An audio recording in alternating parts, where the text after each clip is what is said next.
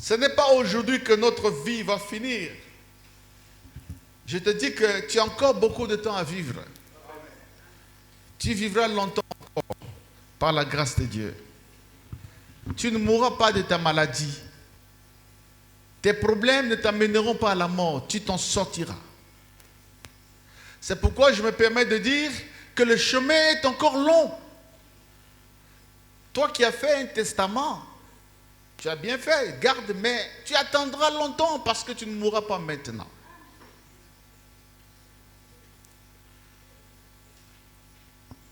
Le chemin est encore long. Nous allons lire la parole du Seigneur dans le premier livre des rois, au verset 19 et 5 à 8. Il s'agit du récit du prophète Élie avec son Dieu sur la montagne d'Horeb, sur le désert d'Horeb. Il se coucha et s'endormit sous un genêt. Et voici un ange le toucha et lui dit, « Lève-toi, mange. » Il regarda, il y avait à son chevet un gâteau cuit sur des pierres et une cruche d'eau. Il mangea et but, puis se coucha à nouveau. L'ange de l'Éternel vint une seconde fois, les toucha et dit, « Lève-toi, mange, car le chemin est trop long pour toi. » Il se leva, mangea et but, et avec la force que lui donna cette nourriture, il marcha 40 jours et 40 nuits jusqu'à la montagne de Dieu, à Horeb.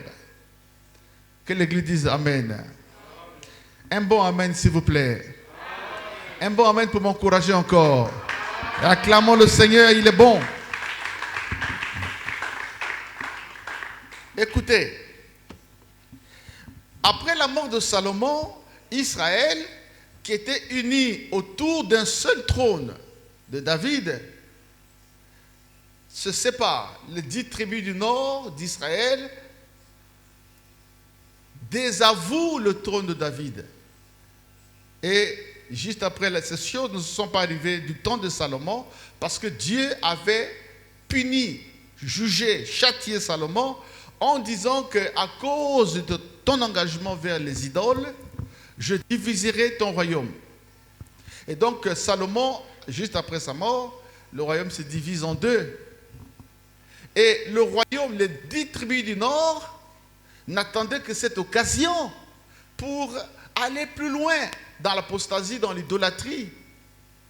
Le trône de David, était un leadership qui maintenait Israël dans les voies de l'Éternel.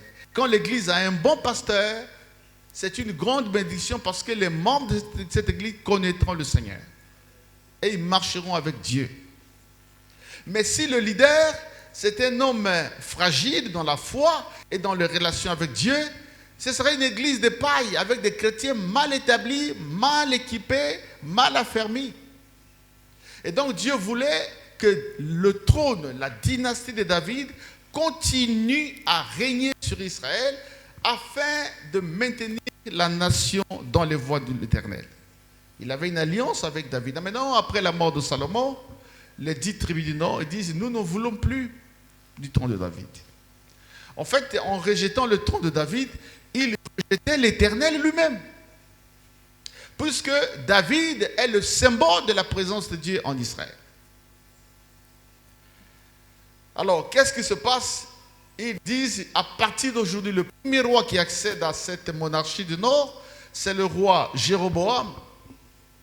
Mais il faut ajouter premier, parce qu'ils étaient 2 rois qui portaient le même nom, Jéroboam. Pourquoi ceux qui étudient la parole de Dieu apportent une distinction entre le premier Jéroboam, celui qui a commencé la monarchie dans le royaume d'Israël du Nord, il l'appelle Jéroboam Ier, et un autre qui survint plus tard, qui s'appelle aussi Jéroboam. Alors donc Jéroboam qui rentre de son exil en Égypte et qui vient au pays juste après la mort de Salomon, il vient au bon moment où il y avait des discordes. Et les 10 tribus du Nord, ils ont pris ce païen, entre guillemets, cet idolateur, cet adorateur des idoles. Oh, quel drame de placer à la tête de l'église quelqu'un qui ne connaît pas le nom du Seigneur Jésus. Quel drame d'avoir un pasteur qui n'a pas de bonne relation avec le Seigneur, qui ne craint pas Dieu. Quel drame d'avoir un pasteur à la tête de l'église qui est à la fois avec Dieu et avec Satan. Quel drame d'avoir à la tête de l'église les pasteurs qui sont dans la sorcellerie, dans le cultisme. C'est un drame. C'est le cas de Jéroboam Ier. On le prend, on le fait asseoir sur le trône des 10 tribus du Nord. Et quand vous avez pris quelqu'un comme ça qui ne connaît pas Dieu, eh bien, vous allez voir vous-même ce qu'il va faire. La première des choses qui arrive, c'est quoi? C'est qu'il dit, écoutez-moi, c'est moi le nouveau roi. À partir d'aujourd'hui, j'abandonne l'Éternel. Le nom de Dieu terminé. Alors que c'est la nation que Dieu a créée lui-même. À partir d'aujourd'hui, les prêtres, terminé. Le sacerdoce de prêtres, terminé. Le travail de Lévitique, terminé. Les prophètes de l'Éternel, fermez vos bouches. Maintenant, c'est une autre divinité. J'ai créé un autre Dieu et que je l'ai remplacé à la place, je l'ai mis à la place de l'Éternel. Quel drame, quel choc. Il crée une religion, la religion des Vaudors. C'est une religion qui a exercé un impact énorme dans tous les royaumes d'Israël, le nord et le sud. Et Israël a commencé à aller comme ça. C'est-à-dire que les rois sont des prêtres maintenant. Des prêtres de fausses divinités. Les rois sont devenus des leaders de religions. Ils peuvent créer des religions comme ils veulent. C'est une doctrine posée par Jéroboam Ier. Et après vint Akab. Voilà, j'arrive à Akab. Vous savez que les textes historiques sont des vieux textes. On ne peut pas les interpréter comme ça sans expliquer le contexte. Dis amen bien. Akab dit, bon, Jéroboam avait créé une religion. Moi aussi, je vais la créer. Lui, il n'a pas créé, mais il a pris une religion qui s'appelait, une divinité qui s'appelait Baal et Astarté. Lui-même, il est le chef de la religion Baal. Sa femme est la chef de la religion Astarté. Ils ont proscrit le nom de l'Éternel. Celui qui cite le nom de l'Éternel est arrêté, exécuté. Les prêtres qui osent parler au nom de l'Éternel sont tués.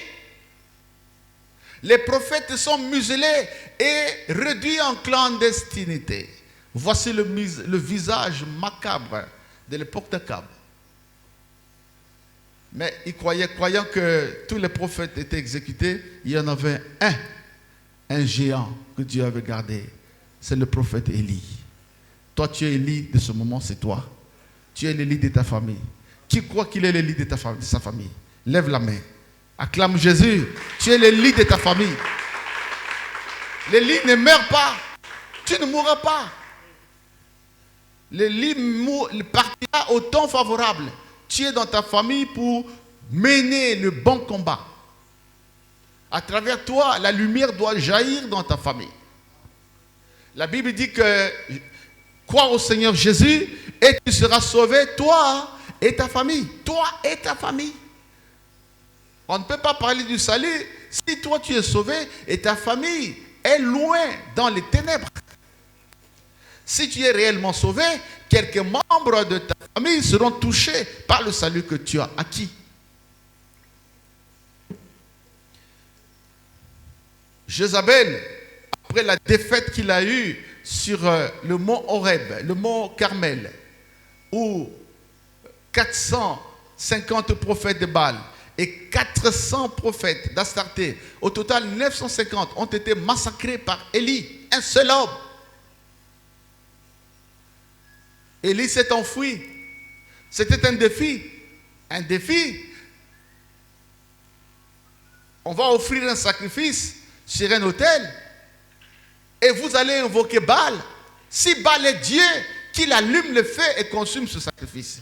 Si le feu s'allume, alors c'est Baal qui devient le véritable Dieu qui sera adoré sur le sol d'Israël. Mais si rien ne se fait, et que si moi j'invoque l'Éternel, l'Éternel fait brûler le feu, alors c'est l'Éternel qui est Dieu en Israël. Et c'est ce qui a été fait. Et 950 prophètes ont été massacrés. Vous savez ce qui est arrivé? Il dit non, c'était un défi, on s'était entendu comme ça, mais moi, tu vois, il y a des gens, vous avez misé sur jouer aux cartes. Vous avez mis 10 000, mais l'autre a gagné. Tu ne peux pas supporter. Il faut supporter. Mais je pense qu'un enfant de Dieu ne joue pas les cartes d'argent là. Ça, c'est une parenthèse. Alors, Élie s'enfuit. Et quand il s'enfuit, pendant que Akab et Jézabel le recherchent, il s'est enfui dans un désert, sans eau, sans nourriture. Je suis sûr que dans la pensée d'Élie, c'est que Nalala nakufa kakawa. Je devais mourir ici. Mais pour Dieu, il ne devrait pas mourir. C'est pourquoi j'ai commencé, toi tu ne mourras pas. Pourquoi? Parce qu'il y a encore un travail avec toi. Si tu meurs, qui va faire ton travail? Dieu va t'utiliser. Même si tu es au bord de la mort par une maladie, tu t'en sortiras. Parce que Dieu veut te servir, veut se servir de toi. Même si tu es coincé dans une situation de dette, tu ne mourras pas. Même si les mauvais esprits t'attaquent au milieu de la nuit, je dis que tu vivras au nom de Jésus. Je dis que tous les membres de la racine vivront au nom de Jésus. Comme moi j'ai vécu, toi aussi tu vivras. Tu ne mourras pas. Tu ne seras pas éteint. Les difficultés ne t'emporteront pas au nom de Jésus-Christ. Mais ce qui arrive, c'est que pendant que Élie dort, affamé, assoiffé, il entend. Là, je commence à prêcher maintenant. Avant, j'expliquais. Tu es prêt? On peut aller maintenant. Pendant qu'il dort, il entend quelqu'un le toucher. Le narrateur dit qu'il s'agissait de l'ange de l'Éternel. Dans l'Ancien Testament, Dieu, à plusieurs reprises, est venu vers les hommes en prenant la forme de l'ange de l'Éternel. On peut qualifier cela de théophanie. C'est-à-dire que Dieu qui est invisible prend la chair, vient vers les hommes, on peut le toucher, on peut manger avec lui, c'est une théophanie. L'ange lui dit, lève-toi, marche. Non, lève-toi, mange et bois, parce que le chemin est encore trop long. Frère, moi aussi, je veux te dire, parce qu'Élie, il a mangé, mais il a fait des caprices. Tu vois, il y a des gens qui mangent avec des caprices. Nous autres, on a eu un mogo, aux liés à nos caprices. Mais il y a des gens qui ne jouent pas avec la bouffe. Hein? Moi, j'aime les gens qui ne jouent pas avec la bouffe. J'ai un frère, celui qui ne vient pas après moi, mais après Georgette. Il nous a dit, si je suis malade et que vous apportez la nourriture et que je ne mange pas, nous sommes ici en Pouya, amenez-moi à Brazza pour me soigner. C'est que je suis gravement malade. Parce que moi, malade ou pas, je dois manger. Il y a des gens qui ne jouent pas avec la nourriture. J'ai connu aussi un frère à l'école comme ça. Mais il dit, moi-même, la carie est à Lyon, Nagoulia. Parfois, mine de soir. Il dit, Kokipe était lié à. Il y a des gens qui ne jouent pas avec la nourriture. Tu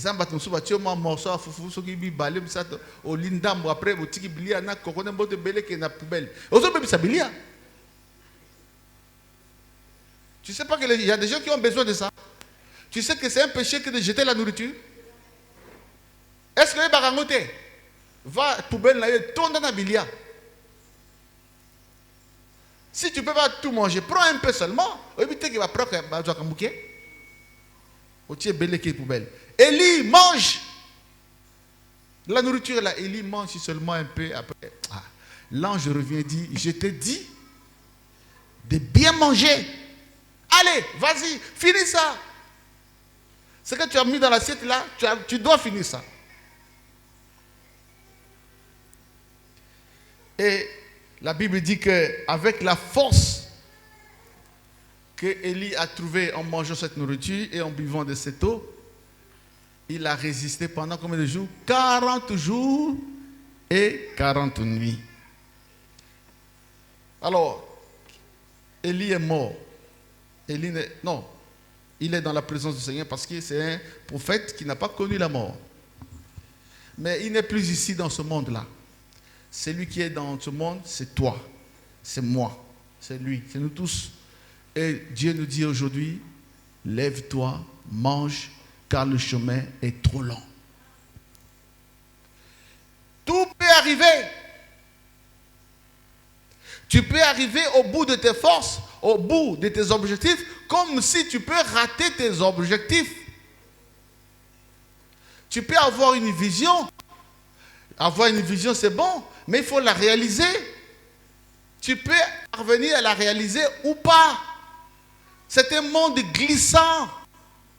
C'est un monde où on joue, on rit le matin et on pleure le soir.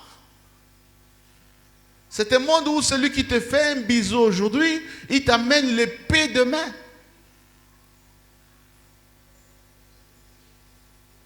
Ce n'est pas un monde sûr.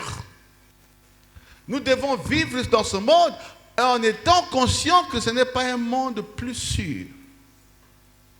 C'est pourquoi mange, lève-toi, mange. Le chemin est long. Tu peux atteindre tes objectifs que tu t'étais assigné au départ, comme rien ne peut arriver si tu ne fais pas attention. Tu peux bien commencer et mal terminer. Tu dois bien conserver ce que tu as reçu. Moi, je ne vais pas entrer dans les débats. Est-ce que l'on peut perdre le salut ou pas? Ça, c'est des futilités. Ça, c'est les discussions des enfants. Moi, je ne connais pas. Je n'entre pas là-bas. Je dis seulement, mange, lève-toi, mange, le chemin est encore long. Garde ce que tu as reçu. Tout ce que tu as reçu de Dieu, il faut bien le garder. Il faut bien le conserver. La Bible, surtout le Nouveau Testament, est plein d'exhortations concernant veiller pour conserver ce que nous avons reçu. En mourant sur la croix, le Seigneur Jésus, le Fils du Très-Haut, nous a acquis un salut gratuit. Par son sang qui a coulé, nous avons reçu le pardon des péchés. Celui qui croit en lui est incorporé dans le royaume de Dieu. Mais nous sommes encore sur la terre. Vous savez, quand on parle du royaume de Dieu et du royaume des cieux, il faut confondre. Il y a une nuance. Le royaume de Dieu est différent du royaume des cieux. Le royaume de Dieu, c'est un système où règne Dieu, où il y a le règne de Dieu. Et dans ce point de vue, que ce soit au ciel, que ce soit ici, partout où Dieu règne, c'est le royaume de Dieu. Mais il y a une nuance avec le royaume des cieux. C'est un royaume céleste. C'est un site, un lieu de l'éternité. Ce n'est pas n'importe qui entrera là-bas. La Bible dit, heureux ceux qui ont le cœur pur, car ils verront Dieu. Je vous dis qu'il y a des gens qui ont prié, qui ont servi Dieu, mais qui ne verront pas le visage de Dieu. Il y a des gens qui ont été des diacres, des anciens, des pasteurs, des bishops, malheureusement, qui n'entreront pas dans le royaume des cieux. Pourquoi? Parce que simplement, ils ne l'auront pas voulu. Est-ce que les gens aiment encore le royaume des cieux aujourd'hui? Certains pensent que c'est une utopie. Certains pensent que c'est un passe-temps. Il n'y a pas de problème. Continue à penser que c'est du passe-temps. Mais tu ne vois pas que tu es en train de partir. Il y a 2 ans, ton visage n'était pas comme ça. Regarde un peu comme avant même 10 ans, tu faisais les fiers, maintenant, la beauté là est en train de finir. Attends, pakoli, nous autres, on a l'embio, pakoli peut belé. Ce qu'on dit, n'a comme qu'on kende. Continuez, il y a des gens, attends, j'ai comme belé, aux autres pakola, continuez qu'on pakola. Et puis il va venir un jour où tu vas dire, oh, je vivais dans une église. Mon pasteur s'appelait Mamboula. Il insistait beaucoup sur ces choses. Mais non, c'est trop tard. Je meurs, je vais en enfer à cause de moi-même. Parce qu'il parlait, il insistait, il disait, que servira-t-il à un homme de gagner le monde s'il perdait son âme? Je ne veux pas perdre mon âme. C'est pourquoi je prie. C'est pourquoi je crains Dieu. C'est pourquoi j'obéis à la parole. Je crains une chose. Je ne veux pas que mon âme aille en enfer. S'il y a quelque chose que tu dois craindre le plus, c'est ça. Je ne crains pas Dieu pour posséder le matériel. Non, je l'ai déjà. Celui qui est en Christ, c'est comme une branche qui est attachée à l'arbre. Il produira toujours du fruit. Mais nous craignons une chose. Ce qui va arriver à nos âmes au dernier jour. C'est pourquoi nous craignons Dieu. C'est pourquoi on refuse de pécher. C'est pourquoi on ne vole pas. Parce que les voleurs n'entreront pas dans le royaume de Dieu. C'est pourquoi on ne prend pas les femmes d'autrui. Parce que les adultères n'entreront pas dans le royaume de Dieu. C'est pourquoi on ne ment pas. Parce que les menteurs n'entreront pas dans le royaume des cieux. C'est pourquoi nous ne tuons pas, parce que les meurtriers n'entreront pas dans le royaume des cieux. C'est pourquoi nous ne faisons pas le mal, parce que ceux qui font le mal n'entreront pas dans le paradis de Dieu.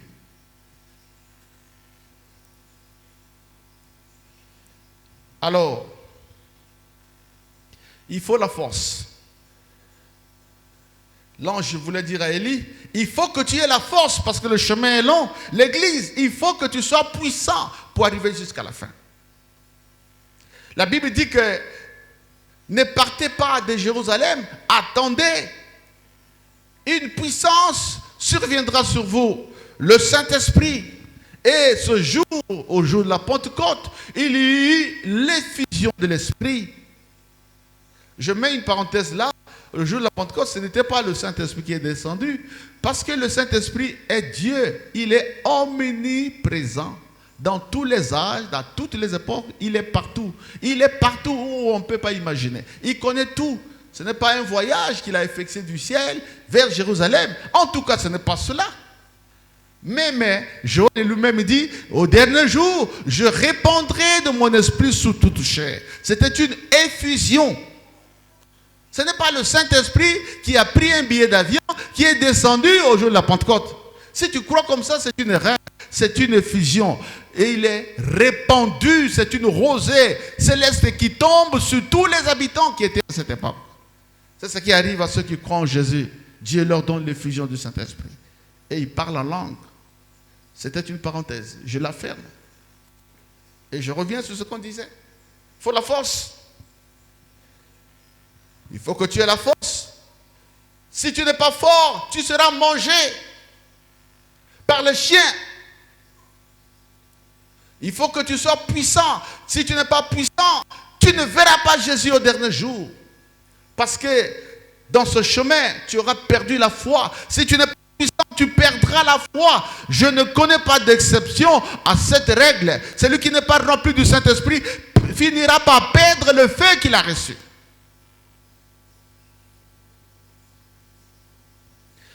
Si tu n'es pas puissant, tu vas tomber dans le péché.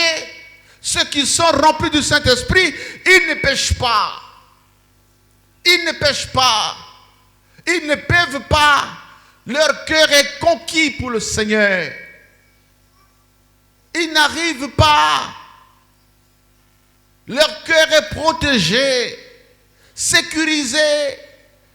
Ce que vous voyez comme les trésors, lui, il le voit comme de la boue. C'est pourquoi Paul dit, tout ce qui était pour moi les honneurs, le sujet des gloires. Aujourd'hui, à cause de l'excellence de la connaissance de Jésus, je le regarde comme de la boue, comme de la poubelle. Celui qui est rempli du Saint-Esprit ne participe pas avec le mauvais esprit. Celui qui est rempli du Saint-Esprit ne peut pas devenir membre d'une loge satanique. Celui qui est rempli du Saint-Esprit ne peut pas aller chez un féticheur. Celui qui est rempli du Saint-Esprit ne peut pas aller prendre la femme de son prochain. Celui qui est rempli du Saint-Esprit, il ne vole pas. Celui qui est rempli du Saint-Esprit, il mange ce que Dieu lui donne. Celui qui est rempli du Saint-Esprit, il se contente du peu que Dieu lui donne.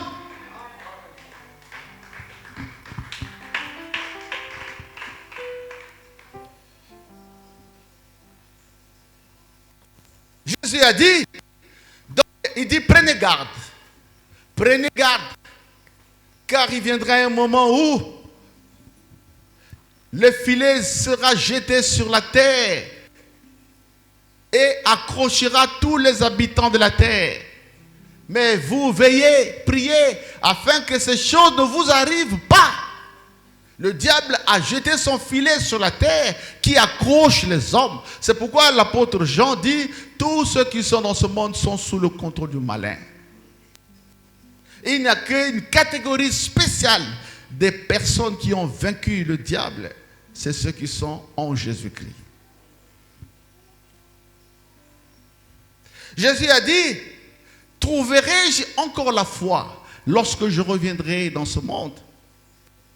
Est-ce qu'il y a encore la foi? Est-ce que ce que nous prêchons dans nos églises, c'est vraiment ça la foi?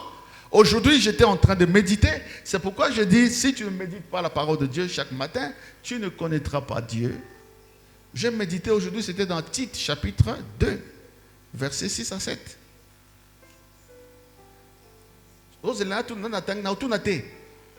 Tu n'as pas lu.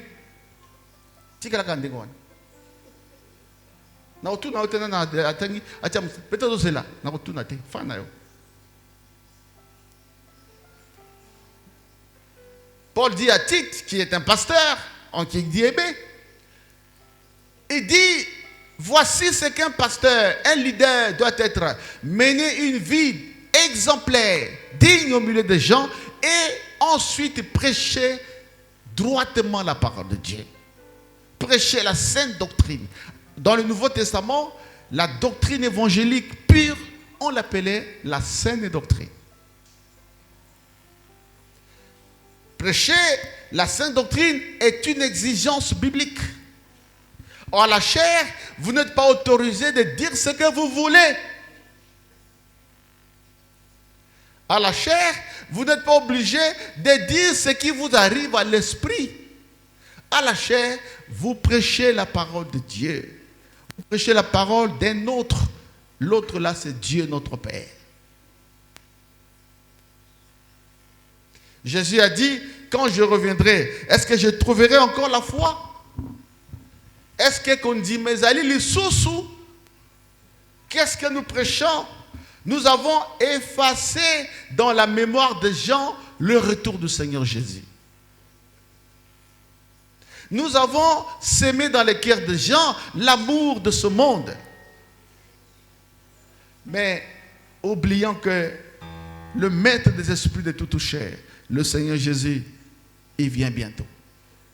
Et les pas, les bruits de ses pas se font déjà entendre. Il est déjà en route vers le monde. Il a dit, je m'en vais vous préparer une place dans les cieux.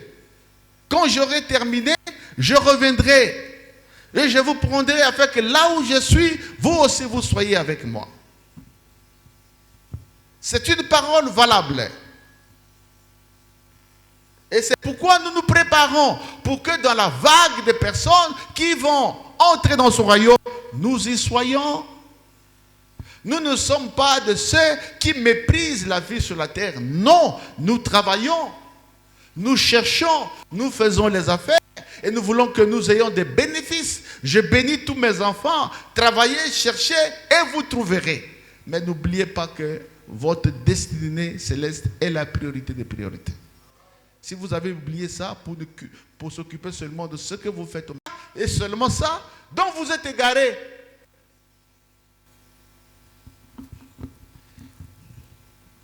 Il faut être fort, il faut être puissant pour arriver jusqu'à la fin. Si tu n'es pas fort, on va manger ta vie. C'est un monde où ceux qui restent en vie doivent être des hommes forts. Si tu n'es pas fort, tu vas écouter ta vie. Si tu n'es pas fort, tu vas partir de cet monde où les grands mangent les petits. C'est un monde où il y a la jalousie. C'est un monde où celui qui mange et celui qui ne mange pas ne s'entendent pas. Moi, j'étais un homme de rien. Est-ce qu'on connaissait même mon nom? Je vous dis que dans ma maison là, les gens passaient au milieu de ma parcelle et puis nanko.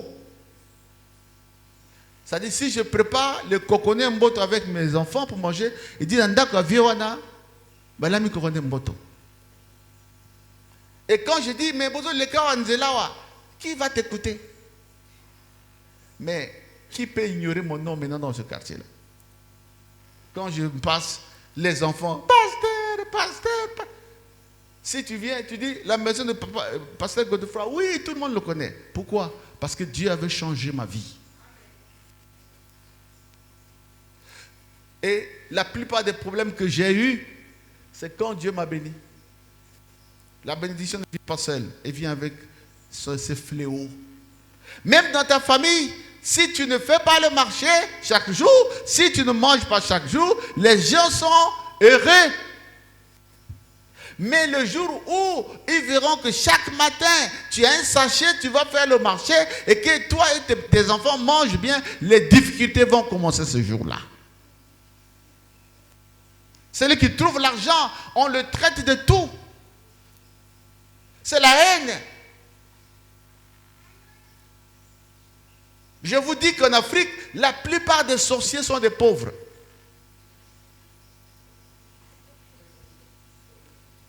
Mais la sorcellerie, c'est quoi? C'est la haine. La racine de la sorcellerie, c'est quoi? C'est la haine. C'est cette haine qui va exhumer ce qui est au-dedans de toi. La plupart des pasteurs qui haïssent ceux qui sont bénis, c'est les pasteurs pauvres. Mais tu vas voir un pasteur béni, il va te haïr. Pourquoi? Pour chercher quoi?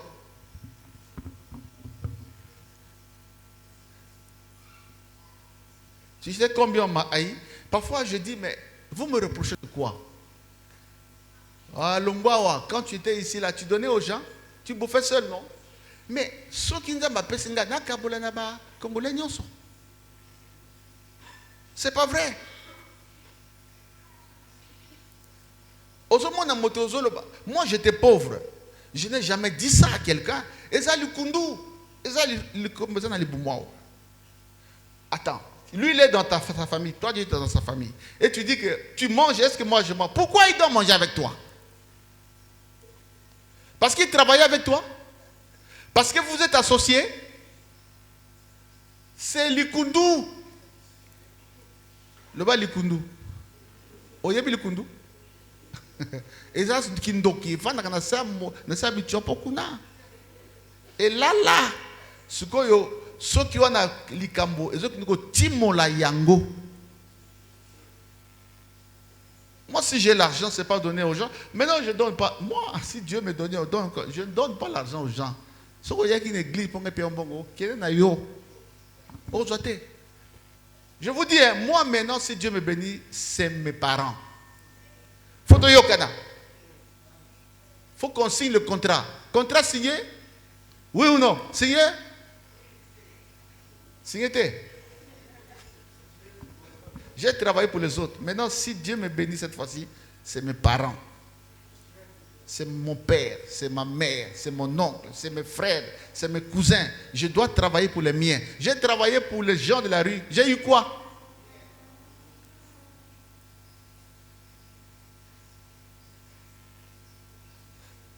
J'ai mal quand je vois mes sœurs dans une situation sociale pas bien, quand je vois mes parents, quand je vois mon oncle, je vois ma mère, mon père, je me dis, Dieu bénis-moi pour que ces gens, avant de mourir, qu'ils voient la gloire de Dieu. Je ne vais plus donner les frais de l'église. Et Sili, pardon et Sili. Est-ce qu'on s'entend? On dirait que le message ne passe pas. Na sepeli na bongo boyo bo ndambo batika laki na idiwana bakende pe.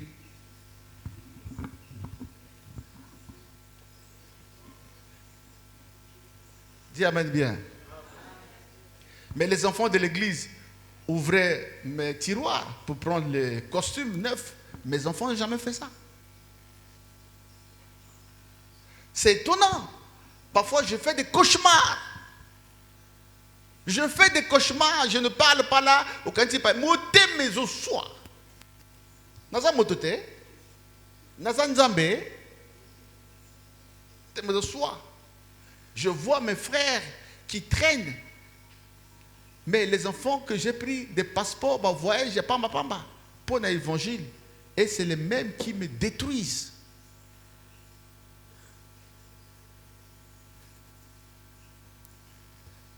Tout ça me l'a dit, magambong zate.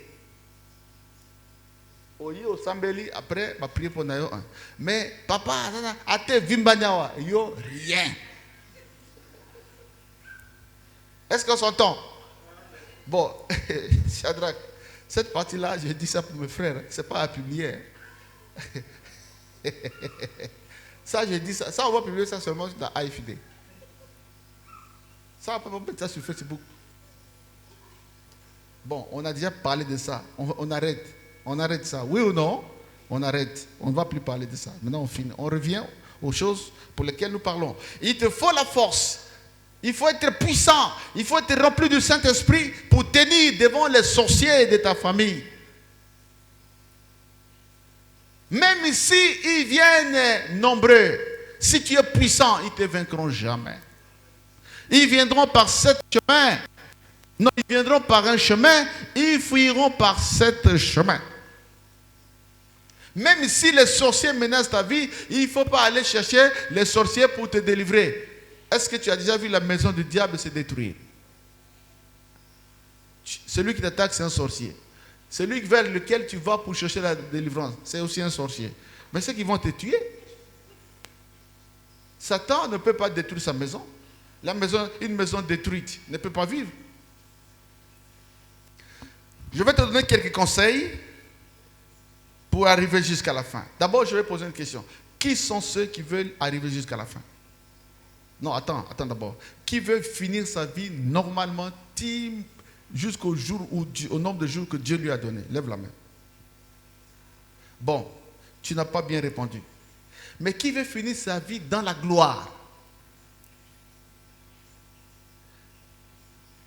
Oh, bah, tu m'as beaucoup. Bas esa la maman kan ndenge wana tu o ti mabo hotel o lingo ba o musi sa vie na mais la gloire té. C'est toi même tu n'as pas levé la main. Bon, je veux pas que tu sois troublé. Je vais reprendre.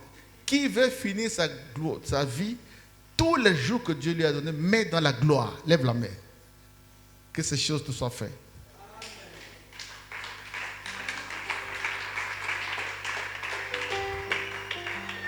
Ce qui était au teka tondolo, vino un peu au sucre na tondolo. Au teka gâteau, vino sucre na gâteau. Non, et au sucre na gâteau te. Il faut sucre na au teka na ville, na ba magasin. Faut ça na ba travailleur. Faut ça na bongo. Je dis qu'il faut que tu sois. Dieu veut que tu sois riche. Dieu veut que tu sois béni. Dieu veut que tes affaires prospèrent. Dieu veut que tu avances dans les galants de l'armée. Dieu veut que tu émerges. Mais les autres ne veulent pas. La Bible dit que l'ennemi ne vient que pour détruire, égorger. L'ennemi là, c'est qui? Il faut mettre Satan, les sorciers, les ennemis, les gens qui ne t'aiment pas. Tout ça sont là. Et qu'il faut que tu sois puissant pour les vaincre. Alors, comment tu peux être puissant? Je vais te dire. 1. Fixe les regards sur Jésus. Fixe les regards sur Jésus. Tu vaincras. Tu arriveras jusqu'à la fin. Parce qu'il a dit, je suis le chemin, la vérité et la vie. Et personne ne va au Père que par moi. Nous sommes dans une génération où beaucoup de prédicateurs commencent à mépriser le nom de Jésus, à le comparer aux prophètes. Non, il n'y a pas de chemin, il n'y a qu'un seul. Voilà encore ce que dit la Bible. La vie éternelle est qu'ils te connaissent, toi le seul vrai Dieu et celui que tu as envoyé, Jésus-Christ. Il est le chemin, il est la vie. Il dit encore, j'aime ce verset, j'étais en train de le chercher, ça c'est Jésus. Parce qu'il y a des gens qui pensent que l'éternel c'est Jésus, le Fils c'est Jésus, le Saint-Esprit c'est Jésus. C'est une hérésie, c'est une fausse doctrine. Dieu le Père existe, le Fils existe, le Saint-Esprit aussi existe. Voilà ce que le Fils dit. Il dit, la vie éternelle est que ils te connaissent, toi, le seul vrai Dieu, et celui que tu as envoyé, Jésus-Christ, moi. Ces deux personnes. Voici, je vais te donner un verset qui va te troubler.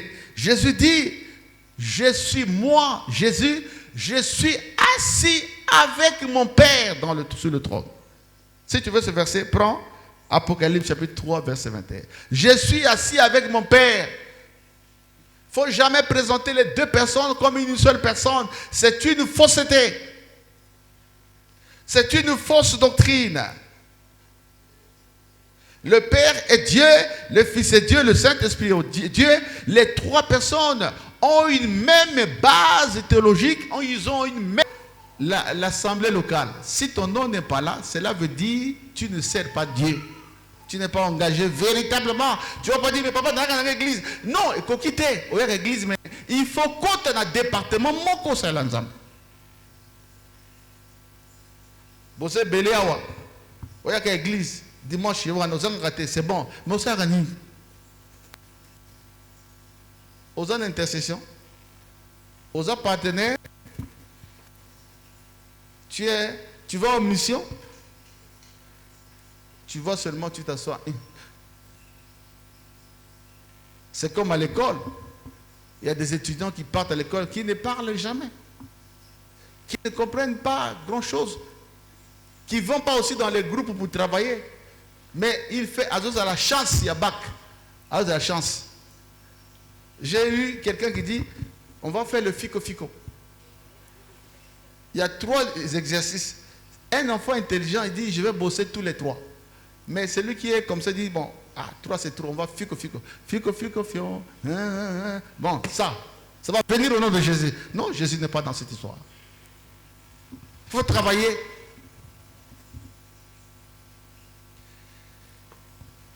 Et pour terminer, je dis que tu seras toujours consolé.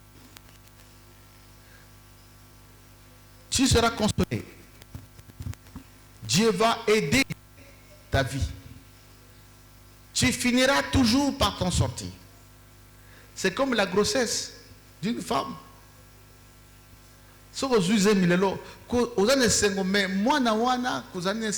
Parce qu'il y a beaucoup d'épreuves. Il va rester dans ce monde pendant au moins 9 mois. Il y a certains qui vont même jusqu'à plus. Et ensuite, il faut que tu accouches. Vous savez, le monde actuel, de plus en plus, les naissances deviennent un problème. La maternité devient un problème. Plusieurs femmes meurent en accouchant. C'est une épreuve, ça devient une épreuve. Il faut attendre. Ne lui donne pas encore le nom. Il faut laisser l'enfant sortir d'abord. Ça veut dire quoi? Il y a encore du chemin pour que toi tu voies ta gloire. Il y a encore du chemin pour que ton problème là trouve une solution. Mais ça finira par venir. Je dis que ça finira par venir. Dieu va toujours t'aider.